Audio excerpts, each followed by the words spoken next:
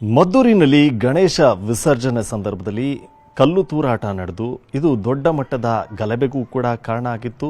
ಈ ಗಲಭೆ ಬಳಿಕ ನಿನ್ನೆ ಒಂದಷ್ಟು ಮೆರವಣಿಗೆಗಳು ಮತ್ತು ಆಕ್ರೋಶಗಳು ವ್ಯಕ್ತವಾಗಿತ್ತು. ಇದಾದ ಬಳಿಕ ಏನು ಸ್ಥಳೀಯ ಮುಸ್ಲಿಂ ಮುಖಂಡರು ಏನಿದ್ದಾರೆ ಅವರು ಬೇಸರವನ್ನು ವ್ಯಕ್ತಪಡಿಸ್ತಾ ಇದ್ದಾರೆ. ಏನು ಘಟನೆ ನಡೀತು, ಈ ಘಟನೆ ಆಗಬಾರ್ದಾಗಿತ್ತು. ಇಲ್ಲಿ ಎಲ್ಲರೂ ಕೂಡ ಸೌಹಾರ್ದವಾಗಿ ಅಣ್ಣ ತಮ್ಮಂದಿರ ರೀತಿ ಬದುಕ್ತಾ ಇದ್ವಿ, ಆದರೆ ಇಂಥ ಘಟನೆ ಆಗೋಗಿದೆ, ನಮ್ಮವರೇ ಕಲ್ಲು ಹೊಡೆದ್ಬಿಟ್ಟಿದ್ದಾರೆ ಅನ್ನುವಂಥ ಮಾತನ್ನ ಹೇಳ್ತಾ ಇದ್ದಾರೆ. ಹಾಗಿದ್ರೆ ಅವ್ರನ್ನ ಮಾತನಾಡಿಸ್ತೀನಿ. ಸರ್ ನಮಸ್ತೆ. ಸರ್ ಈಗ ಇಂಥ ಘಟನೆ ಆಗ್ಬಿಟ್ಟಿದೆ, ನೀವು ಬೇಸರ ವ್ಯಕ್ತಪಡಿಸ್ತಾ ಇದ್ರಿ, ಏನು ಹೇಳ್ತೀರಿ ಸರ್? ಸರ್, ಇದು ತುಂಬ ನೋವಿನ ಸಂಗತಿ. ಇದು ನಮ್ಮ ಮದ್ದೂರು ಯಾವಾಗ್ಲೂ ಕೋಮು ಸಾಮರಸ್ಯಕ್ಕೆ ತುಂಬ ಹೆಸರುವಾಸಿ. ಇಲ್ಲಿ ಯಾವಾಗಲೂ ಯಾವುದೇ ಕಾರಣಕ್ಕೂ ಹಿಂದೂ ಮುಸ್ಲಿಂ ಜಗಳ ಆಗದ್ದೇ ಇಲ್ಲ. ನಿರ್ಭೀತ, ನಿಷ್ಪಕ್ಷಪಾತ, ವಿಶ್ವಾಸಾರ್ಹ ಸುದ್ದಿಗಳಿಗೆ ಮತ್ತೊಂದು ಹೆಸರಾಗಿರುವ ನ್ಯೂಸ್18 ಕನ್ನಡ ಈಗ ಆಪ್ನಲ್ಲೂ ಲಭ್ಯವಿದೆ. ದಯವಿಟ್ಟು ಇಲ್ಲಿರುವ QR ಕೋಡ್ ಅನ್ನು ಸ್ಕ್ಯಾನ್ ಮಾಡಿಕೊಂಡು ಆಪ್ ಡೌನ್ಲೋಡ್ ಮಾಡೋದಕ್ಕೆ ಮರಿಬೇಡಿ. ನಿಮ್ಮ ಬೆಂಬಲ ಹೀಗೆ ಸದಾ ನಮ್ಮೊಂದಿಗಿರಲಿ. ಧನ್ಯವಾದ. ನಮ್ಮ ಏನಿದೆ ಗಣೇಶನ ಹಬ್ಬನ ನಾವು ಸಣ್ಣ ಹುಡುಗರಿಂದನೂ ನಾವು ಅವ್ರ ಜೊತೆಲೇ ಈ ಗಣೇಶನ ಪ್ರಸಾದಕ್ಕೋಸ್ಕರ ಕ್ಯೂನಲ್ಲಿ ನಿಂತು ಈಸ್ಕೊಂಡು ತಿಂದು ಬೆಳೆದಿರೋವಂಥವ್ರು. ಮತ್ತು ನಾವು ಇದ್ದಿದ್ದೀವಿ, ಆರ್ಕೆಸ್ಟ್ರಾ ನೋಡೋದಾಗಲಿ, ಒಂದು ಜಾನಪದ ಕಾರ್ಯಕ್ರಮ, ಒಂದು ಭಾವಗೀತೆ ಕೋಟೆ ಬೀದಿಲಿ ನಡೆಯುವಂಥದ್ದು ನಾವು ಕಾದಿ ಕೂತಿರ್ತಾಯಿದ್ವು. ಮತ್ತು ತಿಂಗಳು ಮೊದಲೇ ನಾವು ಗಣೇಶನ ಹಬ್ಬ ಬರಲಿ ಅಂತ ನಾವು ತುಂಬ ಕಾತರವಾಗಿ ಅದಕ್ಕೆ ಕಾಯ್ತಾ ಇದ್ದೋ ಸರ್. ಇಂಥ ಸನ್ನಿವೇಶದಲ್ಲಿ ಈ ರೀತಿ ಆಗಿರೋದು ತುಂಬ ದುಃಖದ ವಿಚಾರ. ಮತ್ತು ಇದಕ್ಕೆ ಯಾರು ಕಿಡಿಗಳು ಇದನ್ನು ಮಾಡಿದಾರೋ ಅವ್ರಿಗೆ ತಕ್ಕ ಶಿಕ್ಷೆ ಆಗಲೇಬೇಕು ಸರ್.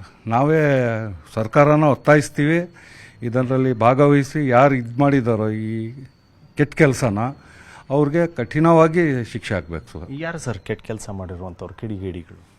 ಈ ಕಿಡಿಗೇಡಿಗಳು ನಾವು ಸುಳ್ಳು ಹೇಳಿದ್ರು ನಡೆಯುತ್ತೆ, ಆದರೆ ನಿಜಾನ ಒಪ್ಕೋಬೇಕಾಯ್ತದೆ. ಇದು ನಮ್ಮ ಕೋಮಿನ ಜನದಿಂದನೇ ಮೊದಲೇ ಪ್ರಾರಂಭ ಆಗಿದೆ, ನಂತರ ಬೇರೆ ಬೇರೆ ಕಾರಣಕ್ಕೆ ಬೇರೆ ಥರ ಆಗಿದೆ. ಆದರೆ ಮೂಲವಾಗಿ ನಾವು ಇದಕ್ಕೆ ಕಾರಣಕರ್ತರಾಗಿದ್ದೀವಿ. ನಾವು ಎಲ್ಲರೂ ನಮ್ಮ ಮುಸ್ಲಿಮರ ಪರವಾಗಿ ಈ ಘಟನೆ ಬಗ್ಗೆ ವಿಷಾದ ವ್ಯಕ್ತಪಡಿಸುತ್ತಾ ಈಗ ಆಗಿರುವಂಥ ತಪ್ಪಿಗೆ ಕ್ಷಮೆನೂ ಕೇಳ್ತೀವಿ ಸರ್. ಬೇಕಾದ್ರೆ ನಾವು ತುಂಬ ದಿನಗಳಿಂದ ಎಲ್ಲ ಅಣ್ಣ ತಮ್ಮದಿರ ಥರ ಇದ್ರಿ. ಈಗ ಈ ಒಂದು ಘಟನೆ ಒಂಥರ ಬೇಸರ, ಎರಡೂ ಕಡೆನೂ ಒಬ್ರಿಗೊಬ್ರು ಮಾತನಾಡ್ಸೋದಕ್ಕೆ ಎದುರು ಬದ್ರು ಸಿಕ್ಕಿದಾಗ ಬೇಸರ ಆಗುತ್ತೆ. ಏನು ಕರೆ ಕೊಡೋದಕ್ಕೆ ಹೇಳ್ತೀರಿ ನೀವು? ಅಂದರೆ ನಿಮ್ಮ ಆಪ್ತರು ಯಾರಾದರೂ ಸಿಕ್ಕಿದ್ರೆ? ಸರ್, ನಮ್ಮ ಹಿಂದೂ ಬಾಂಧವರು ಏನು ನಮ್ಮ ಅಣ್ಣ ತಮ್ಮದಿರಿದ್ದಾರೆ ಅವ್ರಿಗೆ ಎಲ್ರಿಗೂ ನಿಜಾಂಶ ಗೊತ್ತಿದೆ. ಕೆಲವ್ರದ್ದು ಮಾಡಿರುವಂಥ ಇದಕ್ಕೆ ಅವರು ಇಡೀ ಜನಾಂಗಕ್ಕೆ ಅವರು ದ್ವೇಷಿಸಲಾರರು. ಯಾಕಂದರೆ ಈ ಸಣ್ಣ ಘಟನೆಯಿಂದ ನಮ್ಮ ಬಾಂಧವ್ಯ ಕೆಡಲ್ಲ ಸರ್ ಮದ್ದೂರ್ದು. ಅವರು ನಾವು ಏನಾಗಿದ್ದೀವಿ ಅವರು ನಮ್ಮನ್ನ ಕೈ ಬಿಡೋದಿಲ್ಲ. ಯಾಕಂದ್ರೆ ನಮ್ಮ ಮದ್ದೂರಲ್ಲಿ ಏನೋ ಸಣ್ಣ ಪುಟ್ಟ ಗಲಾಟೆ ಆದಾಗ್ಲೂ ಪೊಲೀಸವ್ರು ಆಮೇಲೆ ಬರೋದು ಸರ್. ನಮ್ಮ ಹಿಂದೂ ಬಾಂಧವರು ಇದ್ದಾರೆ, ಅವರೇ ಫಸ್ಟ್ ಬಂದು ಯಾರು ಇದಾಗಿದೆ, ಏನು ತಪ್ಪಾಗಿದೆ ಅವರೇ ನಮಗೆ ರಕ್ಷಣೆ ಕೊಡ್ತಾರೆ, ನಮ್ಮ ಜೊತೇಲಿ ಚೆನ್ನಾಗಿದ್ದಾರೆ. ಅವರು ಈ ಘಟನೆಯಿಂದ ನಮ್ಮ ಕೈ ಬಿಡೋದಿಲ್ಲ. ಅವ್ರ ಬಾಂಧವ್ಯಕ್ಕೆ ನಮ್ಮ ಬಾಂಧವ್ಯಕ್ಕೆ ಯಾವುದೇ ತೊಂದರೆ ಆಗೋದಿಲ್ಲ. ನಾವು ಅವರು ಇನ್ನೂ ಚೆನ್ನಾಗೇ ನಾವು ಅಣ್ಣ ತಮ್ಮದಿರಾಗಿ ಬಾಳ್ತೀವಿ ಸರ್. ಈ ಘಟನೆ ಮಾಡಿರುವಂಥವ್ರು ಅಂದರೆ ಕಲ್ಲು ತೂರಾಟ ಮಾಡಿರುವಂಥವ್ರಿಗೆ ಯಾವ ರೀತಿ ಶಿಕ್ಷೆ ಆಗಬೇಕು ಅಂತೀರಿ? ಜೊತೆಗೆ ಪೊಲೀಸರು ಯಾವೆಲ್ಲ ಕ್ರಮಗಳು ತೆಗೆದುಕೊಳ್ಬೇಕು ಅಂತೀರಿ? ಸರ್, ಆಲ್ರೆಡಿ ಅವರು ಯಾರು ಇದು ಮಾಡಿದ್ದಾರೆ ನಮ್ಮ CC ಕ್ಯಾಮ್ರಾ ಮತ್ತು ಸೋಷಿಯಲ್ ಮಾಧ್ಯಮದ ಮುಖಾಂತರ ಅವರು ಐಡೆಂಟಿಫೈ ಮಾಡಿ ಅವರು ಎಲ್ರಿಗೂ ಅರೆಸ್ಟ್ ಮಾಡಿದ್ದಾರೆ ಸರ್. ಅರೆಸ್ಟ್ ಮಾಡಿ ಅದರಲ್ಲಿ ಕಾನೂನಿನಲ್ಲಿ ಏನು ಕಠಿಣವಾದ ಸಜೆ ಕೊಡ್ಬೋದು ಅದನ್ನು ಅವ್ರಿಗೆ ಕೊಡಲೇಬೇಕು ಸರ್. ಮತ್ತು ಸುಮ್ಮನೆ ಹೇಳೋದಲ್ಲ, ಪೊಲೀಸ್ನವರು 2-3 ದಿನದಿಂದ ಮಲ್ಗೆ ಇಲ್ಲ ಸರ್. ಅವರು ತುಂಬ ನಮ್ಗೆ ರಕ್ಷಣೆಗೋಸ್ಕರನೇ ಹಗಲು ರಾತ್ರಿ ಅವರು ನಿದ್ದೆಗೆಟ್ಟು ನಮ್ಮ ಶಾಂತಿ ನೆಲೆಸೋಕ್ಕೋಸ್ಕರ ಕಷ್ಟಪಟ್ಟು ಇದು ಮಾಡ್ತಾವ್ರೆ. ಈ ದಿನ ನಮ್ಮ ಜಿಲ್ಲಾ ಉಸ್ತುವಾರಿ ಸಚಿವರ ಸಾರಥ್ಯದಲ್ಲಿ ಒಂದು ಶಾಂತಿ ಸಭೆನೂ ಆಯಿತು.